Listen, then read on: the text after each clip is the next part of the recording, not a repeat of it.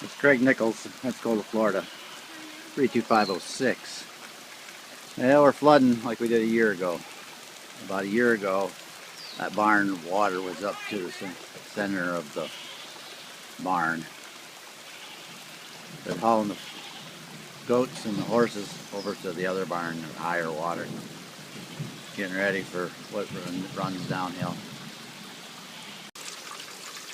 Like I said, a year ago when we flooded that pond totally over the top, and it come over the top of the road.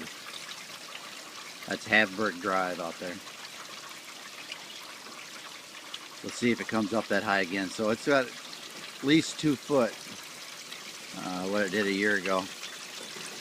But once it gets this bad, it usually keeps getting worse because we run down towards the bottom of the hill. This has been raising by the minute because the water's running this way.